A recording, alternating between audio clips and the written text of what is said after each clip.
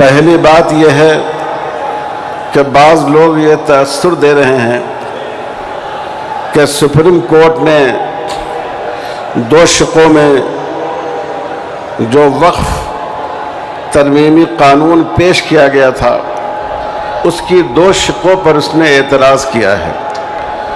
وقف by user کو قبول کر لیا ہے اور وقف کے مینجمنٹ میں مسلمانوں کی نمائندگی ہو اس کو قبول کرنے کا عندیہ دیا ہے۔ اس لیے اب احتجاج کرنے کی ضرورت نہیں ہے۔ یاد رکھیے یہ دھوکہ ہے، غلط فہمی۔ کورٹ نے اس قانون کو ابھی مکمل طور پر رد نہیں کیا ہے بلکہ وقتی راحت دی ہے۔ ہم یہ ضرور امید رکھتے ہیں کہ ہماری عدالت عالیہ انصاف سے کام لیتے ہوئے اس پورے قانون کو رد کر دے گی، لیکن ابھی ہمیں مطمئن نہیں ہونا ہے۔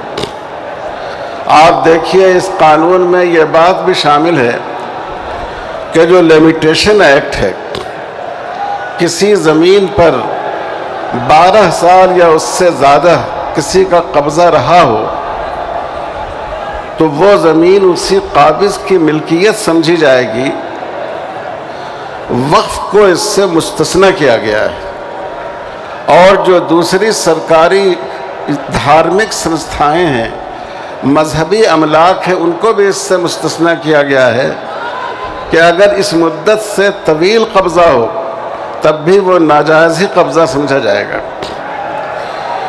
یہ 2013 کے قانون میں بھی اور اس سے پہلے عدالتوں کے فیصلے بھی موجود ہیں کہ لمیٹیشن ایکٹ سے وقف مستثنی ہوگا۔ اس قانون میں اس استثناء کو ختم کر دیا گیا ہے۔ اس کا مطلب یہ ہے کہ اوقاف پر جو طویل مدت سے ناجائز قبضے ہیں، 50 سال سے 25 سال سے، جو قابضین ہیں ان کو اس کا مالک سمجھ لیا جائے گا۔ آپ سوچئے کہ یہ کتنا خطرناک قانون ہے۔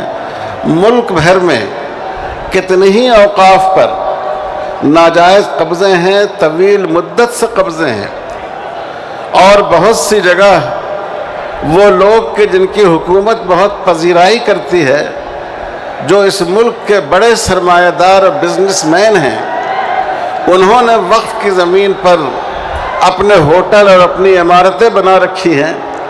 اگر اس میں تبدیلی نہیں کی جائے تو ان ساری چیزوں پر ان کا قبضہ مان لیا جائے گا۔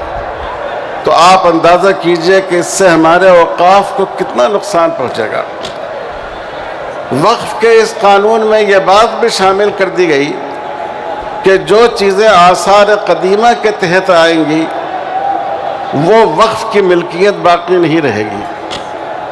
آپ سوچئے ہماری مکہ مسجد ہے 300 سال پرانی، اگر گورنمنٹ اس کو آثار قدیمہ میں ڈکلیئر کر دے تو کل ہو کر حکومت یہ کہہ سکتی ہے کہ یہ وقف کی پراپرٹی نہیں ہے، ملکیت نہیں ہے، آپ اس میں نماز نہیں پڑھ سکتے، صرف آپ اس کو دیکھنے کے لیے ایک ٹورسٹ کے طور پر آ سکتے ہیں۔ تو غور کیجئے کہ یہ کتنا خطرناک قانون ہے۔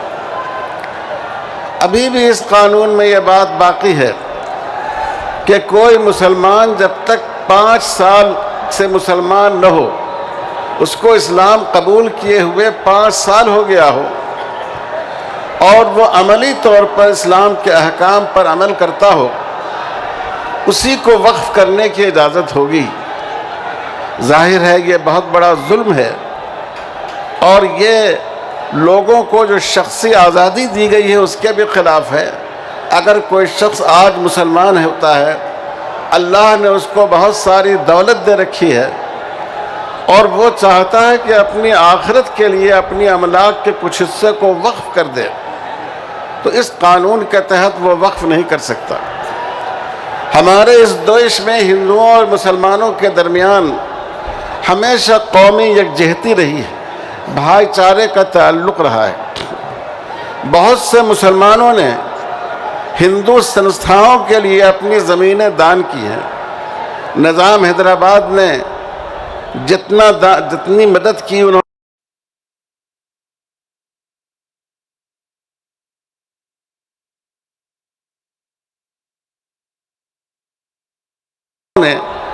اپنی مسلمان رعایا کے لیے بہت سی چیزیں وقف کی ہیں، زمینیں وقف کی ہیں، مسجدیں بنوائی ہیں، مسافر خانے بنوائے ہیں۔ اس قانون کے تحت ہمارے ہندو بھائیوں اور دوستوں نے جو وقف کیا ہو وہ سب وقف کے دائرے سے باہر نکل جائے گا۔ یہ میں نے چھوٹی چھوٹی مثالیں دی ہیں، اس لیے ہرگز غلط فہمی کا شکار نہیں ہوئی ہے۔ ابھی اس قانون میں کوئی بدلاؤ نہیں آیا ہے، اور یہ ایسی چھوٹے چھوٹے بدلاؤ سے ہمارا مسئلہ حل ہونے والا نہیں ہے۔ اس لیے عزم کیجئے، ارادہ کیجئے کہ جب تک یہ پورا قانون مسترد نہیں ہو جائے ہم اپنا یہ احتجاج جاری رکھیں گے، انشاءاللہ احتجاج جاری رکھیں